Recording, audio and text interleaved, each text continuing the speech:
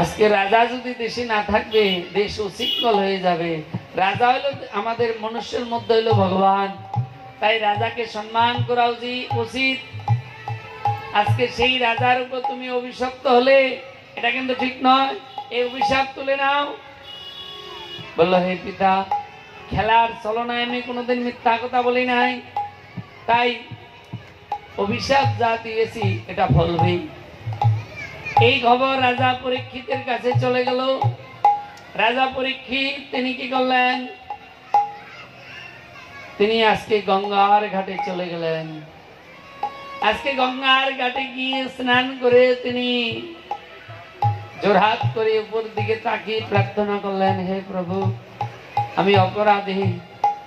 আমি কেমন ভাবে কিভাবে 7 দিনের মধ্যে তোমাকে পাবো? আর এই রাজা পরীক্ষিতের এই খবর চারিদিকে ছড়িয়ে গেল কি রাজা পরীক্ষিতের 7 দিনের মধ্যে মৃত্যু হবে। তখন দেশে রাজা প্রজা সাধু সব ছুটে এলেন, মুনি ঋষি যোগী সবাই ছুটে এসে সবার চরণে একটাই প্রার্থনা করেছেন, আপনারা বলুন কেমন ভাবে কিভাবে আমি এই 7 দিনের মধ্যে আমি ভগবানকে লাভ করব। সবার চরণে প্রার্থনা করেছেন।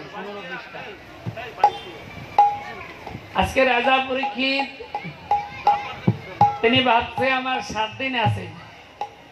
আমরা যারা এখানে বসে আছি কেউ বলতে পারবো যে আগামীকাল থাকবো?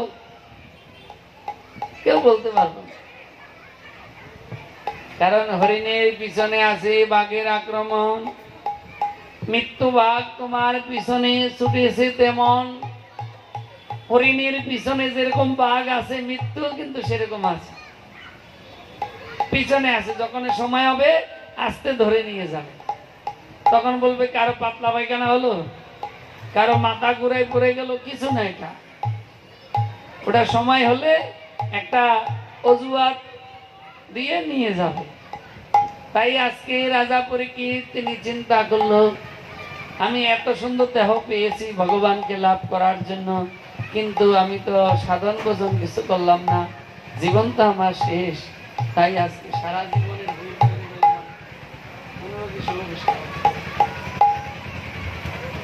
রাজা পরীক্ষিত তিনি আজকে প্রার্থনা করছেন, আমি কি করিতে কি করিলাম, দিন গেল মনের ঘুমে,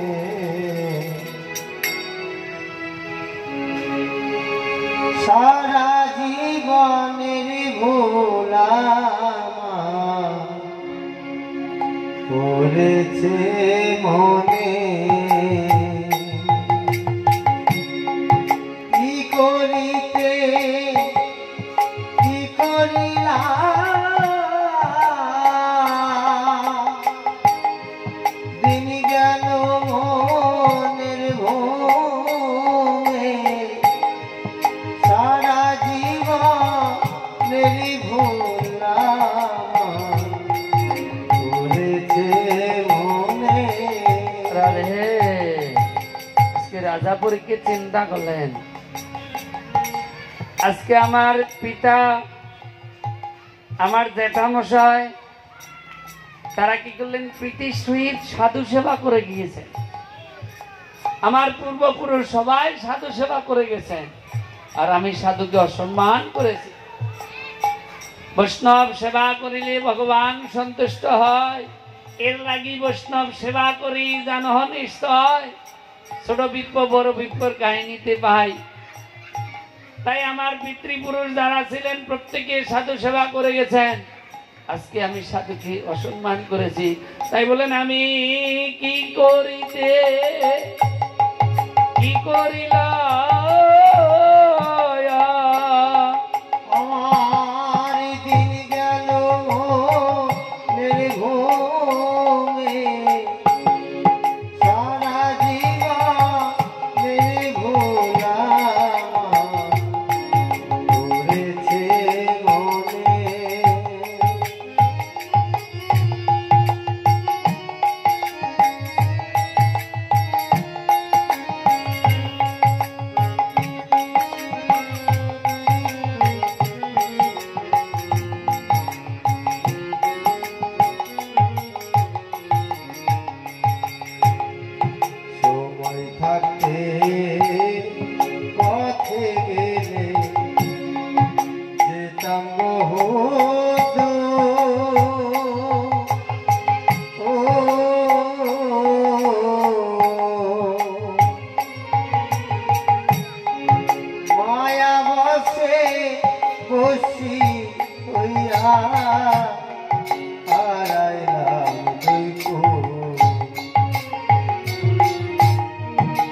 রাধে।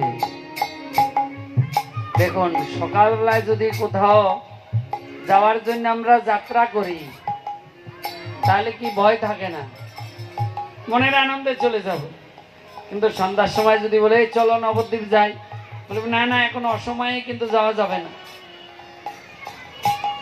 বিয়ে বাড়ি, নিমন্ত্রণ বাড়ি দেখবেন ভালো ভালো জিনিস, মিষ্টি, রসগোল্লা, দই, ওগুলো কিন্তু দেখে শুনে দেয়। আর কার কাছে দেয়? কাছের লোকের কাছে দেয় পরিবেশন করতে। কিন্তু যখন এই শেষ হয়ে যায় খাবার দাবার, তখন সেই মিষ্টি, সেই রসগোল্লা, সেই পায়েস, এগুলো কি করে? ফেলে দেয়। তেমনি মাগো, সকাল, দুপুর আর বিকাল, এই বিকালটা হলো বার্ধক্য। আমরা সকালবেলা কি খাই? হালকা খাবার খাই, কি? আর দুপুর বেলায় ভর্তি খাবার খাই। আর বিকাল বেলায় কি হয়? ডেকুর উঠে একটা হম। আর ডেকুরটা খাওয়ার সময় খুব ভালো লাগে। আর যখন ডেকুর উঠে কেমন লাগে? ঈশ্বর রসা যদি গরম মশলা দেওয়া হয় খুব ভালো লাগে। কিন্তু যখন ডেকুর উঠে চানাচুর যখন খাই ভালো লাগে। যখন ডেকুর উঠে, তো সকাল সকাল হইল বাল্যকাল। এই বাল্যকালে কেউ যদি ভগবানকে জানতে পারেন, ভগবানকে সাধনা করেন, তার জীবন আনন্দময়, তার জীবন সুখের, তার জীবন শান্তির। আমাদের সব কিছু আছে, হৃদয়ে শান্তি নাই। তাই কেউ যদি শ্রীমদ ভাগবত বলেন, কুমার আচের ধর্মান পাগ্য ভগবত পত্তানিহ মানব দুর্লভ জন্ম তৎপধূপ মর্তদম। বাল্যকাল থেকে সমস্ত আয়াস আনন্দ পরিত্যাগ করে গোবিন্দের চরণে যদি শরণ নেয়, তখন গোবিন্দ তাকে কি করেন? আপন করে নেন। ব্রজগোপীদেরকে করেছেন, হরিদাস ঠাকুরকে করেছেন, শিবাস ঠাকুরকে করেছেন। শিবাস ঠাকুর সংসারে ছিল, সর্বদাই কীর্তন করতেন। তাই মহাপ্রভু তিনি শিবাস আঙ্গিনায় গিয়েছিলেন। শিবাস ঠাকুর মহাপ্রভুর কাছে যান নাই। তাই মাগো, বাল্যকাল, বাল্যকালে কৃষ্ণ ভজে কৃষ্ণ পাওয়ার আসে, যৌবন কালে কৃষ্ণ ভজে যৌবনের তর আসে কি, বার্ধক্যকালে কৃষ্ণ ভজে আসে কি না আসে, কিংবা জমেরও তর আসে। বাল্যকালে কৃষ্ণ ভজে কৃষ্ণ পাওয়ার আসে, যৌবন কালে কৃষ্ণ ভজে আসে কি না আসে, আর বৃদ্ধকালে কৃষ্ণ ভজে জমেরও তর আসে। ওটা মনে আছে তো? তাই মা, আমাদের যে স্কুলে যে পড়াশোনা আছে তার মধ্যে কিন্তু ভগবানের কোনো চ্যাপ্টার নাই। ইংলিশ মিডিয়ামে আছে? নেই। তাই আমরা কি শিক্ষা পাবো? আমরা ছোটবেলায় পড়াশোনা করেছিলাম কি, অসৎসঙ্গ ত্যাগ করো, আলস্য দোষে আকর করো, ইক্ষু রস অতি মিষ্ট, ঈশ্বরকে বন্দনা করো, কি তাই তো? কিন্তু সেসব তো নেই।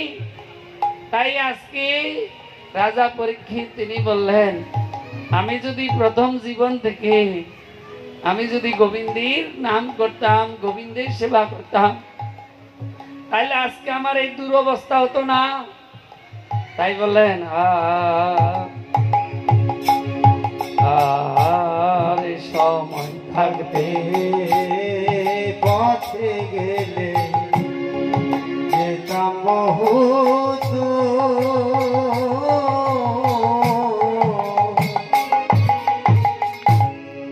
মায়া বসে বসি হইয়া হারাইলাম দৈব। আমার এই কুলই কুল দুই কুল গেল, কাম নদীর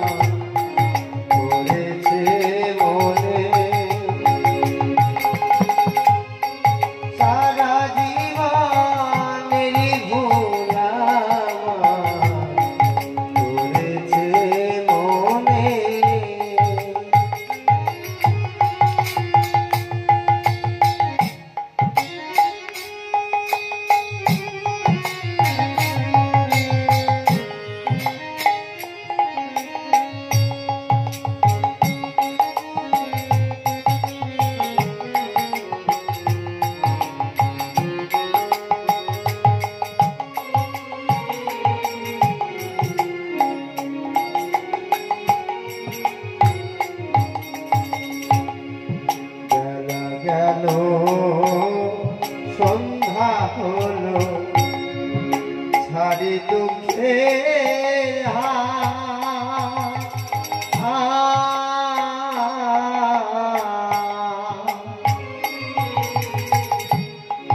কোন মহতে সঙ্গ ধরি পথে সন্ধান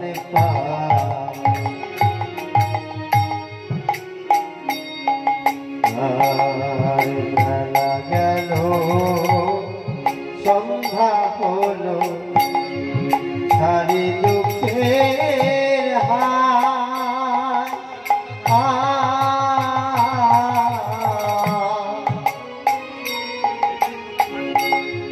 কোন মহতে সঙ্গ ধরি পথের সন্ধান রাধে মাগো, আজকে রাজা পরীক্ষিত প্রার্থনা করছে, আমি কেমন ভাবে কিভাবে আমি ভগবানের দর্শন পাবো?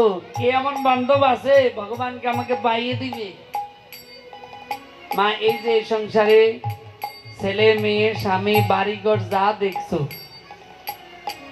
কেউ কি সাথে যাবে? সাথে যাবে কে?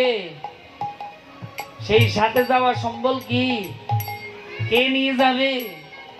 গীতায় বললেন তদ্বিধি প্রতিপাতেন পরিপ্রশ্নয় সেবয়া উপত্যাগম দিতে জ্ঞানং জ্ঞানীনং তত্ত্বদর্শিনং। হে অর্জুন, তুমি তত্ত্বদর্শী, যিনি এই পৃথিবীকে সৃষ্টি করেছেন, তার সন্ধান যিনি পেয়েছেন, যিনি তাকে সর্বদাই অনুভব করেছেন, যিনি তার নামে প্রেমে আছেন, এহেন গুরুদেবের চরণ আশ্রয় করো। গুরুদেব তোমাকে নিয়ে যাবে সেই অজানার দেশে, নিত্যধাম, এটাকে বলে গোলক ধাম। সেখানে নিত্য রাধা কৃষ্ণের সেবা হয়, সেখানে মৃত্যু হয় না, সেখানে জন্ম হয় না, সেখানে রোগ নাই, শোক নাই, তাপ নাই, জ্বালা নাই, সেই স্থান আছে আনন্দ। সেই জায়গার সন্ধান জানে কে? সাধু।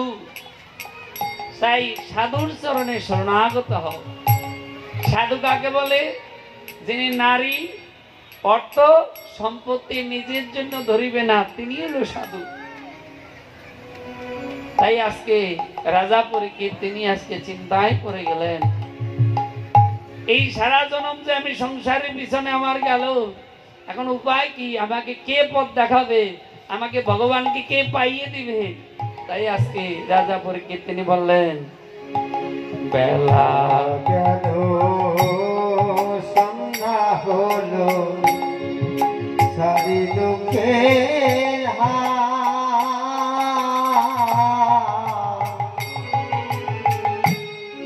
কোন মহতে সঙ্গ ধরি পথের সন্ধান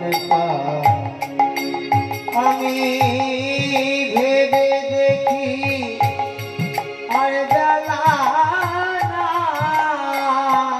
আমার বেদে নিরে কার সামনে সারা জীবন দেরি ভোলা উড়েছে মনে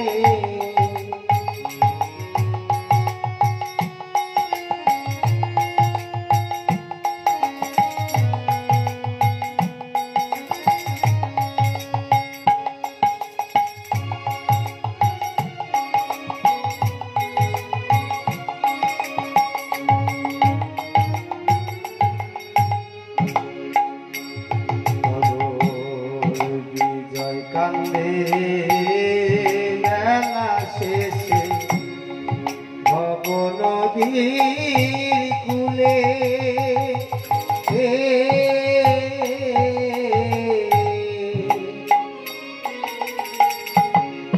দয়া করে দয়াল গুরু আমার নাও এসে তুলে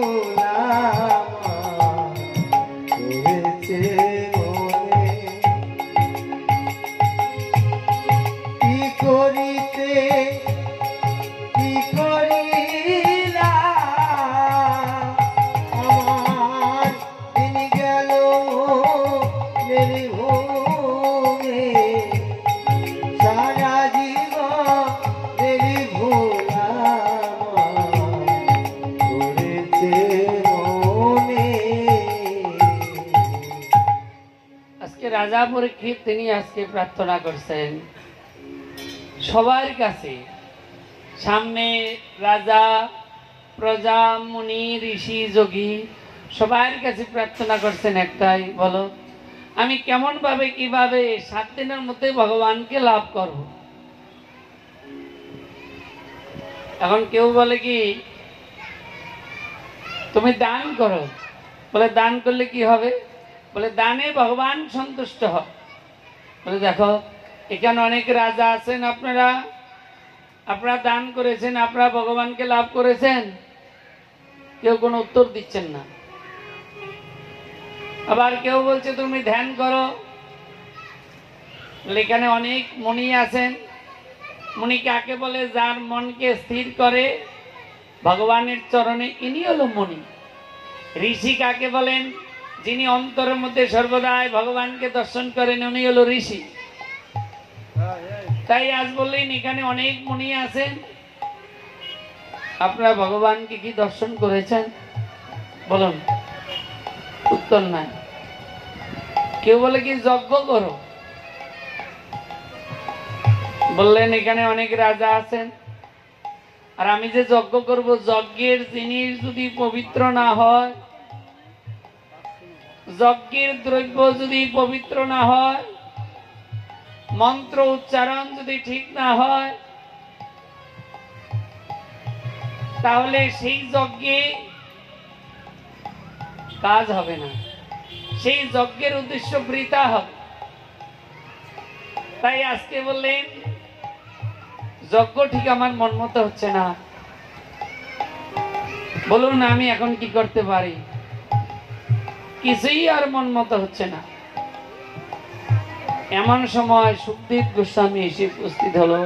গতকাল আমরা যে সুখদেব গোস্বামীর জীবনী আস্বাদন করেছিলাম, সুখদেব ভূমিষ্ঠ হয়ে মাতৃগর্ভের থেকে তিনি এই পৃথিবীতে এসে তিনি জঙ্গলের দিকে ছুটছেন। কোথায় যাচ্ছেন? আনন্দের ধামে, জঙ্গলে। জঙ্গলে কেন যাচ্ছেন? জঙ্গলে, পাহাড় পর্বতে সেখানে কোনো চিন্তা থাকে না, সেখানে কেউ জ্বালাতন করে না, কেউ কিছু চায় না। সেখানে কি করেন? সর্বদাই সাধুরা ভগবানের চরণ স্মরণ করেন, ভগবানের কাছে প্রার্থনা করেন, হে প্রভু তুমি কবে আমাদেরকে কৃপা করবেন। নারদ ঋষি তিনি একদিন জঙ্গলের মধ্যে দিয়ে যাচ্ছেন, সেখানে এক পর্বত পড়ল। সেই পর্বতের উপরে দেখে হাজার হাজারে সাধুরা ধ্যান করছেন, আর তাদের উরুর উপর, গায়ের উপর, মাথার উপর গাছের শিকড়।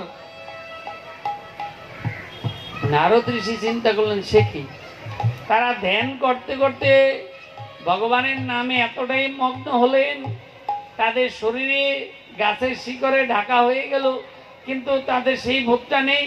তো ভগবান দর্শন দিচ্ছে না কেন? নারদ ঋষি চিৎকার করে বললেন নারায়ণ নারায়ণ নারায়ণ। সকলে নয়ন মেলে নারদ ঋষিকে দর্শন করলেন। সবাই একটাই প্রার্থনা করলেন, হে ঋষিবর তুমি তো সর্বত্রই বিচরণ করো, তুমি বৈকুণ্ঠে যাও, স্বর্গে যাও, তো তোমার চরণ একটাই প্রার্থনা, তুমি ভগবানকে বলবে আমাদের মনের বাসনা ভগবান কবে পূরণ করবেন। আর কিছু না, একটাই। আমরা সর্বদাই যে আশা নিয়ে আজকে এখানে বসে আছি, গীতায় বলেন যে যতাং মাং প্রবর্তন্তে তাং ততৈব ভজম্যহম, যে যা আশা করে তা আমি তুষ্ট করি, এটা ভগবানের মুখের কথা। আজকে ভগবানের কাছে যে আমরা প্রার্থনা করছি, ভগবানকে যে আমরা প্রাণ ভরে ডাকছি, কিন্তু ভগবান আমাদের মনের বাসনাটা কবে পূরণ করবে তুমি একটু জিজ্ঞাসা করে আসবে। নারদ ঋষি চিন্তায় পড়ে গেলেন, কি যার কান্না কাঁদিলে এখনই সকল চাওয়া সকল পাওয়া আশা যাওয়া শেষ। আজকে ভগবান বললেন যে ভগবানকে প্রাণ ভরে ডাকলে ভগবান দর্শন দেয়। যদি তাই হয় তাহলে আজকে এরা সর্বস্ব পরিত্যাগ করে এরা আজকে বনে এসছে গোবিন্দকে দর্শন করবার জন্য। আজকে গোবিন্দকে ডাকছেন, আর তাদের এই গায়ের উপর দিয়ে গাছের শিকড় হয়ে গেল, তাদের সেই ভোগটা নেই। কিন্তু ভগবান এলো দীনবন্ধু করুণা সিন্ধু। হে কৃষ্ণ দীনবন্ধু, হে কৃষ্ণ করুণা সিন্ধু, তুমি দীনবন্ধু। যদি তাই হয়, কৃষ্ণ যদি করুণা সিন্ধু দীনবন্ধু হয়, তাহলে আজকে মুনি ঋষিদেরকে দর্শন দিচ্ছে না কেন? আমরা বলে থাকি না ভগবানকে দেখাতে পারবে? তো ভগবান তো মা ছেলের হাতের মহানা কেড়ে খেয়ে নিলাম। বিষয়ে থাকিতে কৃষ্ণ প্রেম নাই হয়, বিষয়ের দূরে কৃষ্ণ জানিও নিশ্চয়। ঠাকুর রামকৃষ্ণকে বলেছিলেন, আচ্ছা ঠাকুর, তুমি তো ভগবানের নামে পাগল হয়ে গেলে, ভগবানকে দেখাতে পারবে? বলে হ্যাঁ। বলে দেখা, বলে চল নদী গঙ্গায় চল। গঙ্গায় গিয়ে চুলির মুঠি ধরে এবার জলের মধ্যে ধরেছে চেপে। কতক্ষণ পরে এখন ছটপট ছটপট করছেন। ঠাকুর ছেড়ে দিল। কিরে ভগবান দর্শন করছিস? কয় না। ছটপট করলে কেন? বলে নিঃশ্বাস বন্ধ হয়ে যাচ্ছিল, মরে যেতাম। বলে ভগবানের জন্য যেদিন এই আকুলতা ব্যাকুলতা আসবে, সেদিন ভগবান দর্শন দিবে। তাই আজ আমাদের মনটা কোথায়? বিষয়ের প্রতি। আমরা ভাবি সংসার ছেড়ে চলে যাব, কেউ ভাবি না আজকে সংসারের প্রতি মন আর দেবো না। কিন্তু ঘুরে ঘুরে তাদের প্রতি মনটা চলে আসে। কেন? জন্ম জন্মান্তর আমরা সংসার করে এসেছি, সৃষ্টির প্রথম থেকেই সংসার করেছি, কোনো না কোনো রূপে আমরা এসেছিলাম এই পৃথিবীতে। তাই যতক্ষণ পর্যন্ত ওই যে ছটপট না আসবে, আকুলতা ব্যাকুলতা না আসবে, ততক্ষণ পর্যন্ত ভগবান অনেক দূরে। তাই ভগবান বললেন, প্রেম ভক্তি হয় যদি তবে হবে চিত্ত শুদ্ধি, তবে যাবে হৃদয়ের জ্বালা। যদি প্রেম ভক্তি হৃদয়ে আসে, সংসার জ্বালা চলে যাবে। তাই এই প্রেম ভক্তির মূলে প্রথম হলো একাদশী। এখানে একাদশী কারা করেন দয়া করে একটু হাত তুলবেন তো। বেশি না কিন্তু, আর্ধেকও কিন্তু হয় নাই। যারা আছেন 20 জন হবে, হাত তুলেছে। 20 জনের বেশি হবে না, কিন্তু 20 জনের বেশি হবে না। কিন্তু এখানে 100-র উপরে লোক আছে, 100 না 150-র মতো মনে হয় লোক আছে। তাহলে 20 জন একাদশী করেন। আমরা গত বছর এখানে ভাগবত পাঠ করেছিলাম। আমি বলেছিলাম যেই ধর্মের মধ্যে, যেই পথের মধ্যে একাদশী নাই, সেই পথের কিছুই নাই।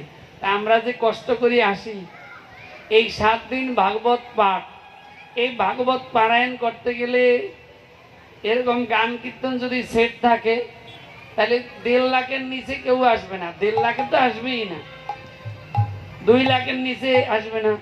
এই যে কোনায় প্রভু বসে আছেন, তার পাশে গোবিন্দ বল্লভ শাস্ত্রী পাঠ করে গেল 7 দিন, 3.5 লাখ টাকা নিয়ে গেছেন।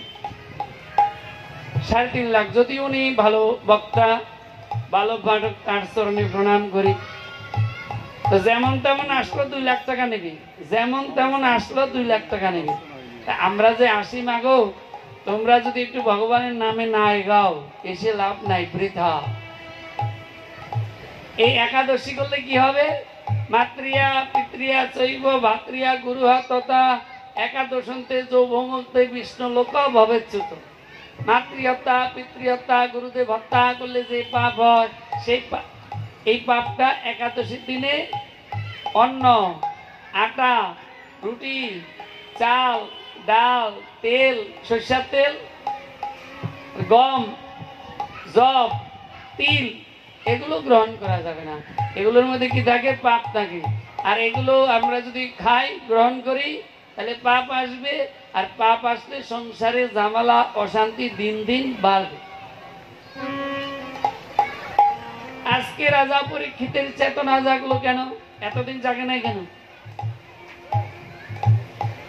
আজকে যখন গঙ্গার ঘাটে তিনি বসে আছেন, আর সাধুরা যখন এসেছেন, আজকে সাধুদের দর্শন করে তার চেতনা জেগে গেল যে সারা জনম তো আমার বৃথায় গেল, আমি কি করিতে কি করিলাম, দিন গেল মনের ভ্রমে।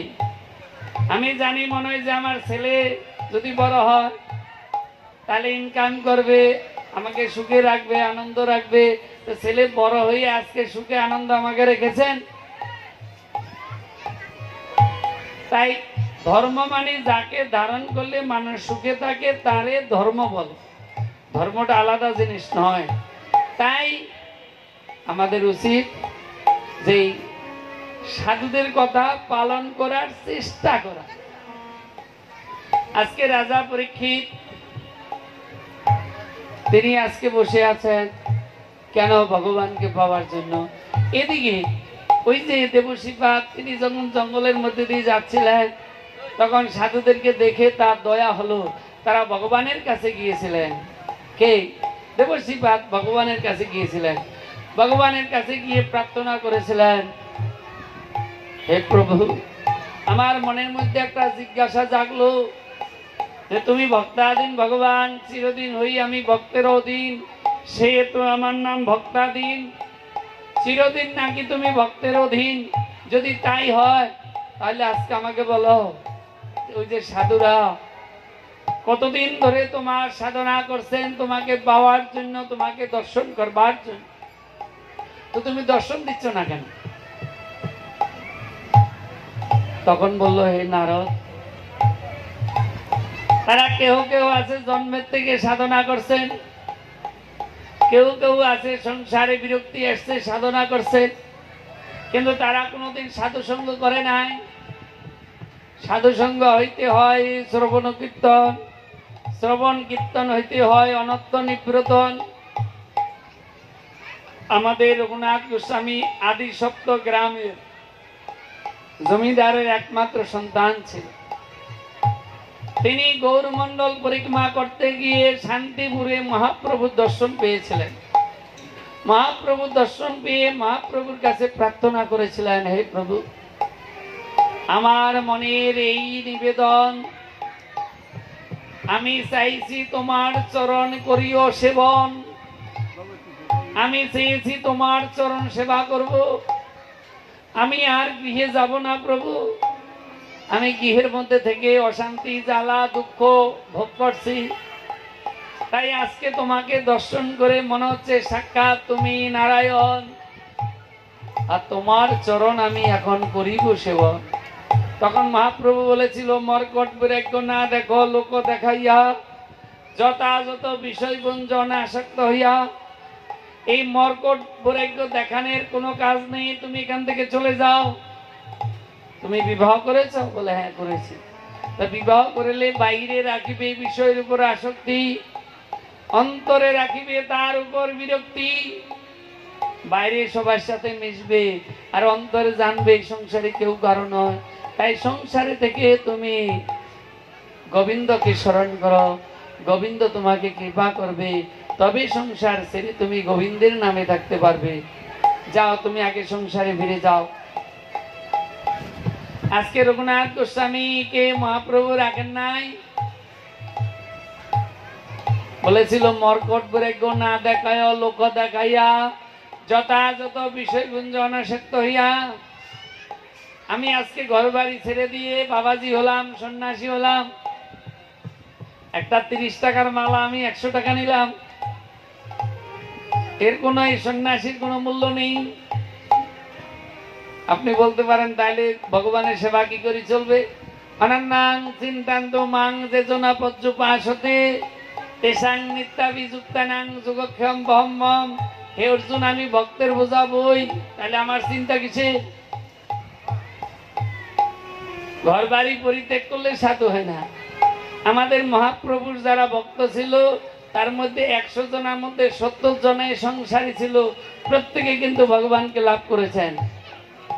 শ্রীমদ ভাগবতে আমরা দেখতে পাই 100 জনের মধ্যে 85 জন সংসারী ছিল, কিন্তু প্রত্যেকে সাধু ছিল, প্রত্যেকে গোবিন্দকে দর্শন পেয়েছেন। বলেন গৃহে